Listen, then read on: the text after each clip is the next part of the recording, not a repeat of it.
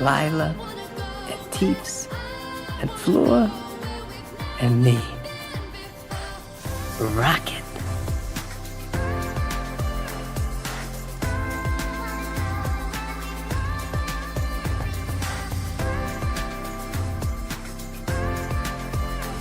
Boost!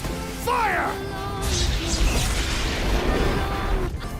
This has happened before. Advisor.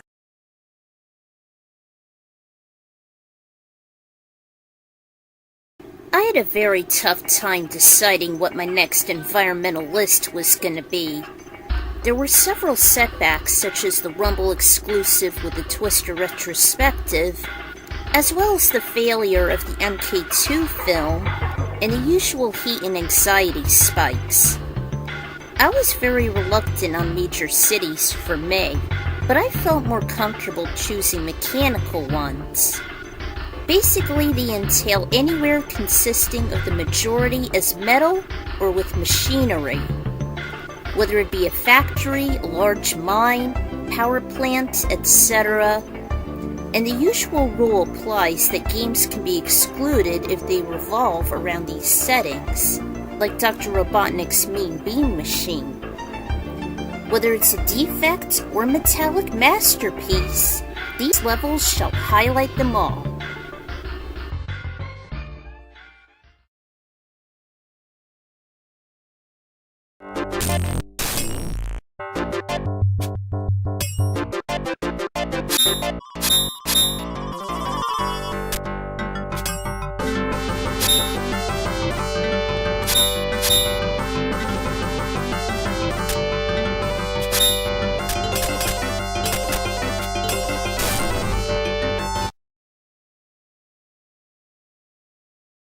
Beginning the mechanical madness is the rocket tower from the bouncer.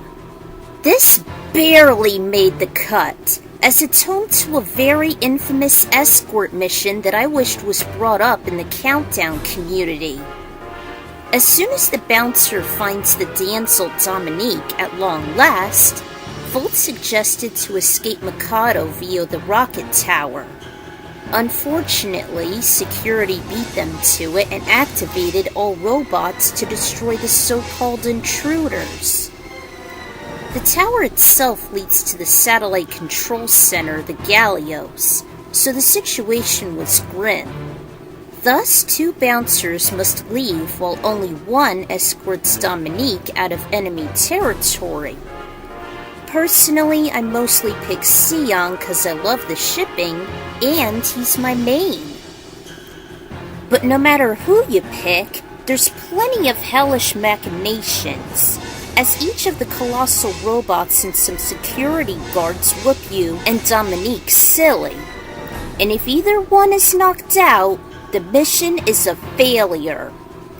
On top of that, the AI's so bad combined with ragdoll physics, making you two always in harm's way.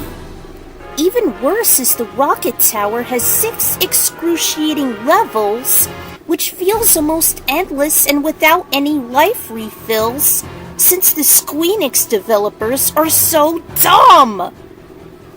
This can't be a great place for bouncer point grinding neither. Which is why I fight off up to 3 enemies most before I hightail it out of there. Also, you ascend the same tower after completing 3 layers at the Mikado Maze in survival mode.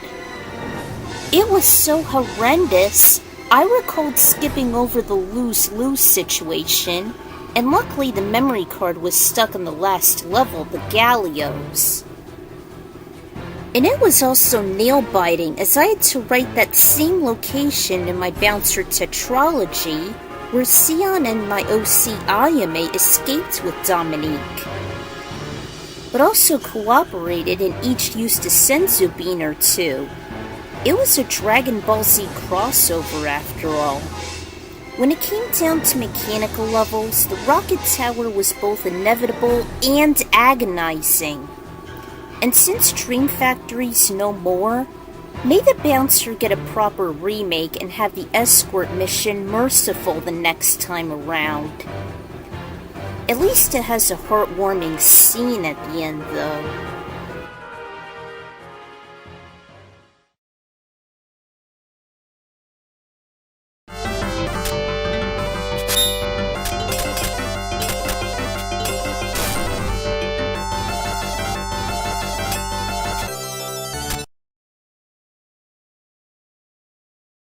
Even though it technically doesn't take place in a factory, I'll still consider it as mechanical nonetheless. It transpires in cyberspace, and it does meet the requirements encasing high-tech and metal. Cyber Peacock's stage is definitely unique, as oftentimes either X or Zero go through time trials and achieve either an A or S rank to progress to the next portion. Otherwise, the attack gate won't appear if one should get a B rank, so practice certainly makes perfect around these tedious parts. They really are like tests and exams we take at school, putting their evasion, speed, and survival to the limit. And if you're skilled enough to acquire an S rank, they almost become exempt, clearing away enemies and providing opportunities for more item collection. Even a light capsule upgrade for X's 4th headgear piece. That was only the first half. The second half is different. No time trials required, but rather operating various buttons and rolling green-yellow boulders named Protectons to assist on activating them. There are many corridors having them roll all over the place and clear roadblocks. Finally, you get to access the Maverick itself. Cyber Peacock's stage can be pressurizing, not only beating the time limits and avoiding the wide Protectons, but constantly avoiding the crosshairs and targets laying onto you, barely giving you time to process and gather your bearings at times. It was almost as if the digital domain was designed for a Sonic Speedster in mind, rather than a Reploid.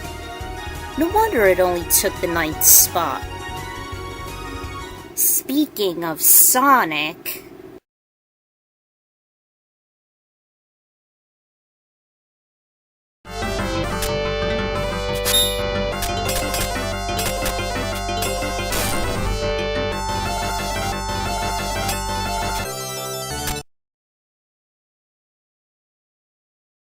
Originally, Chemical Plant Zone was going to take the gold, due to its exhilarating layout that can break the speed gap in two, as well as its incredibly catchy theme song. Like many gamers, I adored zipping through that zone at blinding speed and uncovering several secrets while soaring around as Knuckles. However, I won't consider this slightly oversaturating zone as completely flawless, mostly because of constant pitfalls, the speed working against you towards these hazards, and this agonizing moment.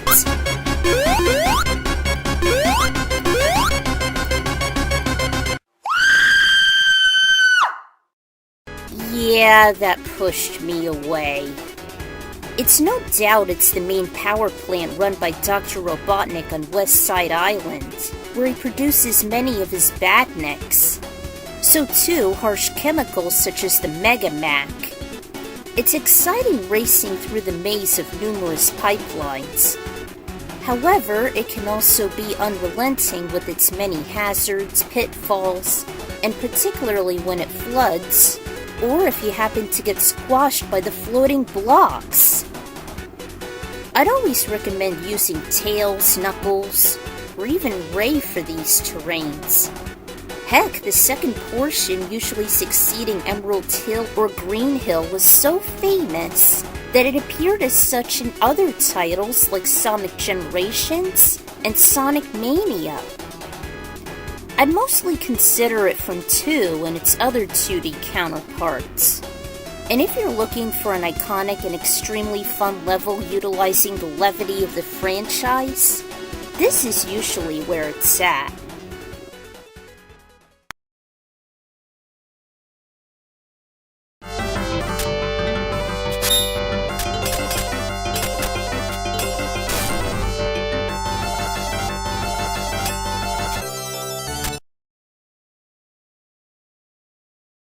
The Cosmo Terminal just can't possibly be passed up. It was lucky to take the 7th spot, as it was just one of the standalone circuits from F-Zero GX. It kick-started the tumultuous Diamond Cup, which on its own is also tough to unlock after winning every cup on Standard mode. Only known as the Trident Circuit, this takes place inside a colossal elevator which ties the ground with space. The construction is reached about an astounding 86,000 kilometers. However, budget has run out and thus the F-Zero committee took advantage of the elevator to make its own iconic racetrack. There are often 3 paths to choose from, each one littered with dash pads, refueling strips, and sometimes lack of guardrails. So memorization, strategy, and above all survival are absolute musts. I wouldn't necessarily risk knocking off nor outmaneuvering any rivals, and the paths would constantly converge and separate with little notice along with a lack of safety nets, which is very common on each of Diamond Cup's tracks. The epicenter seems to be the utmost importance on that regard. Unless you have a broken machine handy like the Fat Shark or custom machines. In fact, the Cosmo Terminal was so unique that it even made it as the quarterfinals of the F-Zero tournament in my epic ending it all. It's undoubtedly an intense bout, especially staying ahead of the competition by picking the best routes as well as utilizing the boost fire technique. The stakes are exponentially high, much like the elevator itself, and it's only the first course in the 4th Merciless Cup in the game. It's just the ultimate test and a taste of other elite courses to come.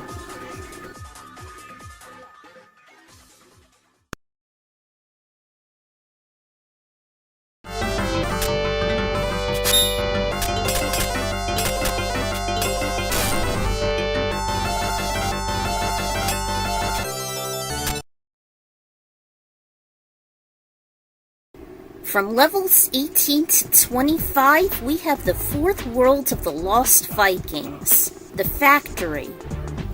This was probably Tomater's images of production, perhaps the start of his own industrial revolution. You start on multiple conveyor belts, but the Vikings already dreaded on the Crushers, turning them from big fat Vikings into little flat Vikings.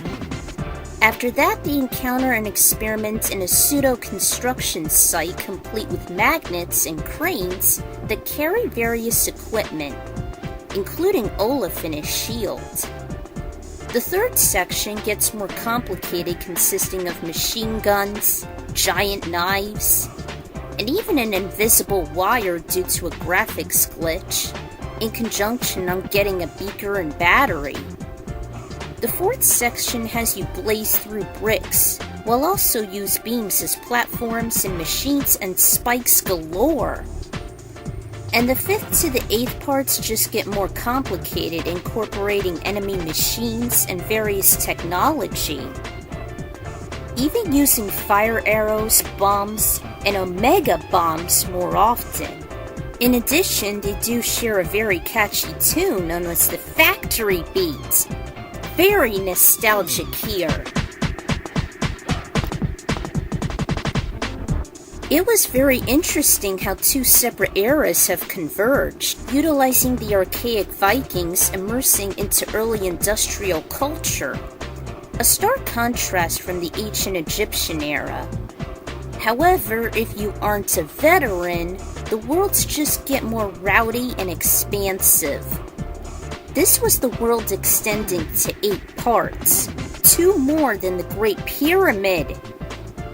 Jeez, these tricky factories tend to grow in height, depth, and difficulty.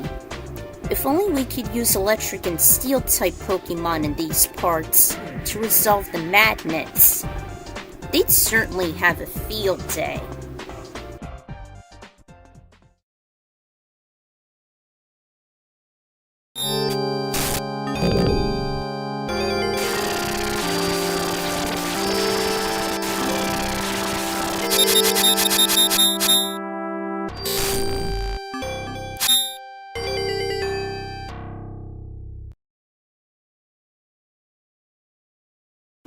Yet another steep contender is Tyrian from the Metroid series.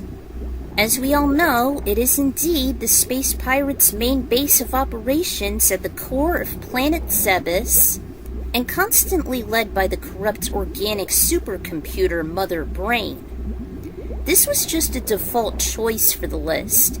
Perfect fit since it's composed almost entirely of metal materials and hardware, with corridors formed through alloy pipework, aside from lava. Artificial life forms and constructs provide defense and security for both Mother Brain and presumably her pirate forces. It has been present in 5 Metroid games, including the OG, Zero Mission, Prime, Return of Samus, and my personal favorite, Super Metroid. Accessibility is always brutal, as Samus must defeat a number of bosses and unlock the Beastly Chamber. In the 2 prequels, Kraid and Ridley have the access points. However, Phantoon and Dragon are also added to the mix. At first, Tyrian was built by the ancient Chozo, along with their magnum opus until the events of Samus's original mission took place, decimating Mother Brain in the process. In the second mission, the space pirates with the Kunters rebuild their turf, which is a stark contrast compared to the stone-like sacred ruins. It always houses very lethal enemies such as the usual Metroids, amongst others. Interestingly is that there's a habitual sector in which we meet up with the grown baby Metroid we set out to rescue. And of course we get the infuriating Ringkes and cannons if we're lucky enough to survive and reach Mother Brain in our epic two-face fight. I don't want to spoil too much, but it's basically like deja vu to the original Metroid and Zero Mission, especially bailing that base at the end. It was in fact a minor location in my reboot multiverse, where Samus took part in that said rescue mission with half of my OC, Akari's Pokemon, in tow along with the exiled Bob, before heading to the saucy mayor and having docile web riders, the Takorans and Edicoons as bonus passengers. Not entirely one of my faves since it's often very hair-ripping navigating it, but the lab in the finale got the job done, just enough to take the top 5.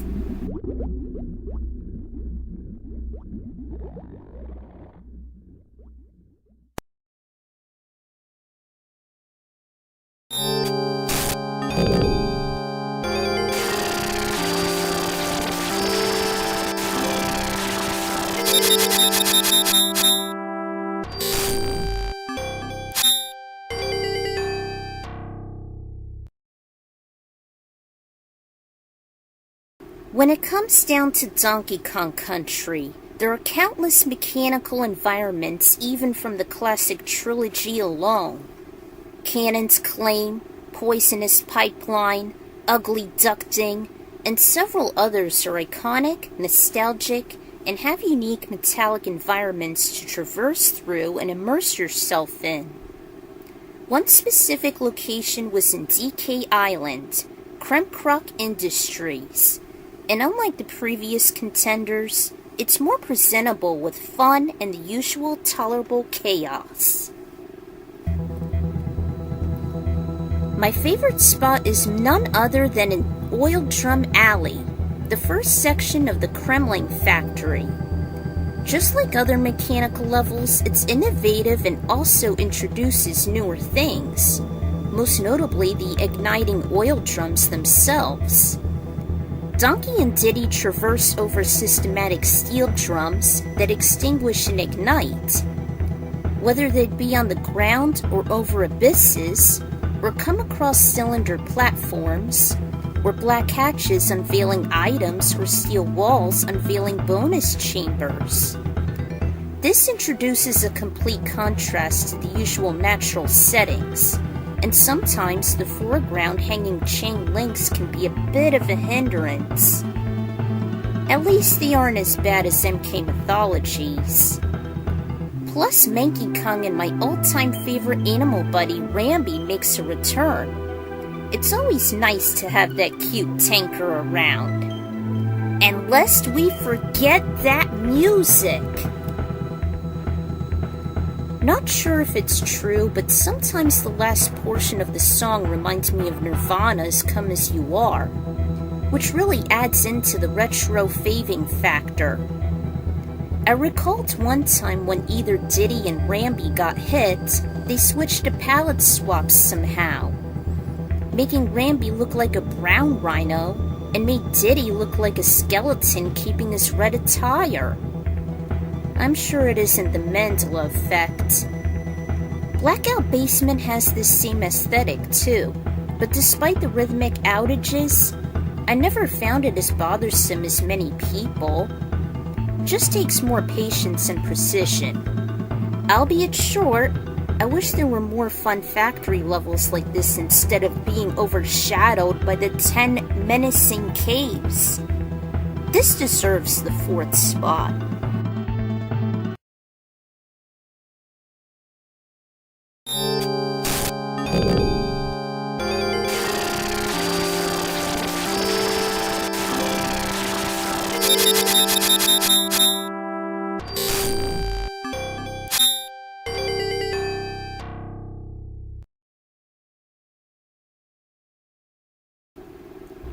There was no way I could resist Smitey's factory located within the weapon world. It's not as pleasant as Star Hill, but it still makes the cutting board. It is far from lively though, always being covered in thick dark smog and just being devoid of life floating in empty space. Nevertheless, this is where Smitey's gang, his anthro weapons, were created at, which means it's undoubtedly the final destination in Mario, Mallow, and Geno's adventure. It's crazy to note that in the original version, the weapon world itself was called the Factory, which is the version I often play anyway. It's all about mechanical, filled with the usual toxic atmosphere, gray tile, corkscrews, conveyor belts, and just seeing Smitey's weapons and henchmen be manufactured. This is probably the largest mechanical level to date, even the most massive on the entire list. Though, not quite enormous enough to rival the Netherrealm. Once the Mad and Bad Adders are out of the picture is when the factory's main base is accessed. It nearly functions as a boss rush as the factory bureaucrats are busy rebuilding the gang from their previous demises. Mario and his pals demand to stop production, so they bash through each administrator until they reach Smitey himself. His first form's easy, but since the star pieces were denied, he breaks the floor in a tantrum which causes everyone to fall into a scrapyard, where numerous masks come into play, including his true form, a tank, a casket, a wizard, and a chest mask. Kinda reminds me of Sigma's last battle in Mega Man X4, and this was before we had the bizarre Ultra Beasts. Or just as emotionless as V'ger and its home planet. Of course, once he's been decimated, the factory ceases operations and eventually crumbles into oblivion. Nonetheless, it's a level that closely resembles a real factory, aside from Donkey Kong Country. It's a very depressing place sometimes, being devoid of nature, and just building, recycling, and assimilating with artificial life forms. Even half-baked ones. It feels dreadful having Smitey and his gang just slave away and treat others as just sheer tools. I know they defend their home, but it's just nothing but misery and anguish. As Blockfort said, I hope this would be a wake-up call on our own mechanical locales.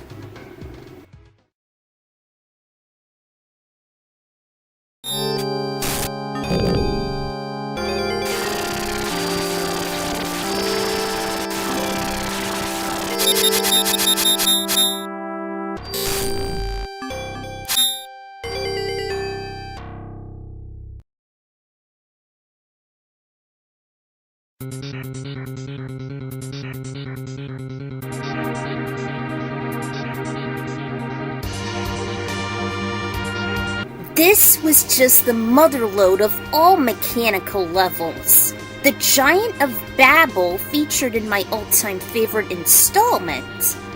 If you've seen my lunar levels list, I've mentioned that Cecil and his team visited the artificial Lunarian moon and meet up with Visoya, whose mission is to stop the radical Zemus from destroying the blue planet on account of their primitiveness and be overrun. About 3/4 into the game, they witness the awakening of the Titan of Terror as all the elemental and dark crystals were gathered at the Tower of Babil and fulfilling its prophecy. Courtesy of Golbez and his stooge King Highwind, whom I utterly despise. The quintet observes its destruction, which prompted all of Earth's tribes to attempt to fight back the ginormous threat. With Sid's airship, they fly into it and disable it from the inside. And the multi-layered dungeon is far from easy! You would need to be in the 50s to endure this death bot, because many of the enemies are weak against electricity. They can hammer your squad into the floor. And don't get me started with its plasma cannons! Thankfully, there are 2 layers within that abomination. And oh, naming ways here to function as a shop in conjunction with a save point. That's nice. Plus, it houses one of my all-time favorite boss battles as you go through a boss rush with a rematch of the 4 elemental archfiends, putting your skills to the test before you suffer from laser barrages by its CPU. At least we get some interesting intel involving Golbez's past and getting Kane back to normal before the giant deactivates and collapses. There was a bonus level named Lost Babil in the complete collection, but I never cared for it. At least it was used as a summon in Dissidia, which uses Lunar Ray to decimate the opponent and player's bravery by 30%. Regardless, I wished it was used as a stage in Dissidia, as I envisioned to have breakable pipes produce gases with different status ailments, such as burning, shocking, pushing opponents around with air, or poisonous gas based on the 4 fiends, as well as using heavy gravity by the time it starts moving. I really hated Duodecim's ideas. It was a bit of a killjoy, but a decent challenge too. And its fantastic theme song does get you pumped up to keep moving forward, as an advent to a final major battle for saving the world. For all those good factors, it definitely deserves the silver trophy.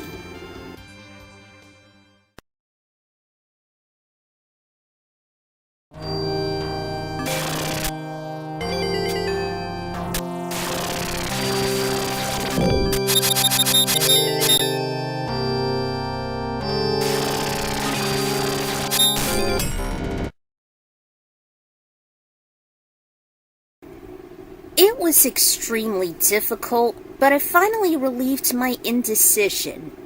Whether it be Chemical Plant despite the many hazards, or Kirby's own in the crystal shards, or even the game engine from The Simpsons, which was a satisfactory hub world, I've managed to find the Kanto power plant instead. It sounds like another basic segment, but it's far from shallow. After earning the Volcano badge at Cinnabar Island, the trainer can use either surf or fly to that abandoned locale at Route 10. Yet somehow it's still operational. The encounters and annoying trainers' roadblocks are at high levels, so battling Blaine is of peak importance. Of course, several electric-type Pokemon hospitalized there, most notably the Pikachu, Voltorb, and Magnemite lines. That's in the mainline Gen 1 games, yet the encounters change at times, such as in Yellow and Let's Go Pikachu. They're heavily based on the anime, so a Grimer and a Muck can be found. Sometimes an Electabuzz, too.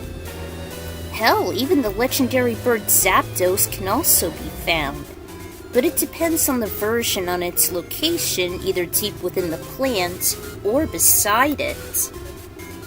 However, it's not a good place for item farming, as this was infamous on having the trainer examine Pokeballs, when in actuality they turn out to be Voltorb and Electrode. If you're lucky and dedicated enough, several useful items can be found, like the Thunder TM, the Thunderstone, a Max Potion, and a Protect TM.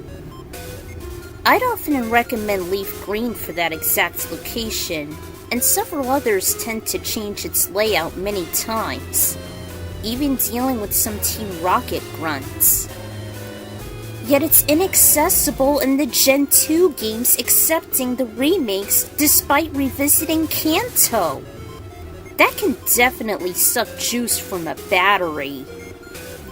It does seem nifty having its rear room transport you to the entrance in the Gen 7 games. It was a relief there aren't any hazards to hinder you, unless you consider the constant electric ball encounters. And it's an ideal location to ramp up your team with awesome electric types. Perfect even for my Pokemon trainer OCs. There was also Kalos's own power plant, but it doesn't do much. It's nostalgic, convenient, fun to navigate without the hair-ripping complexity, and with these factors, it deserves to take the gold as my favorite mechanical level.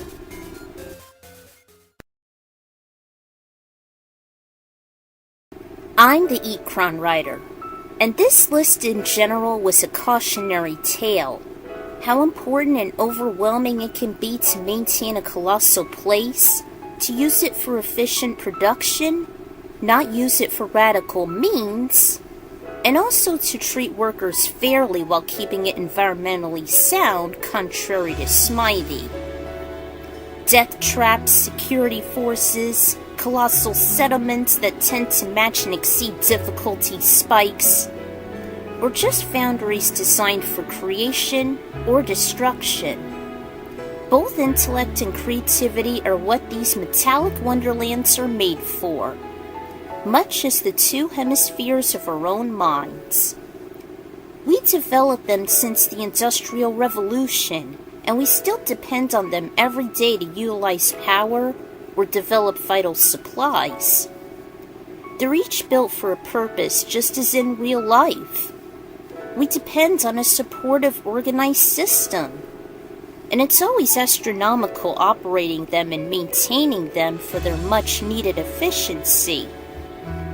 We should be grateful for our mechanical workers and settlements, as long as they don't work for a warped evil producing nuclear weapons. So I say to all the benevolent mills out there, fiction or non-fiction, thank you.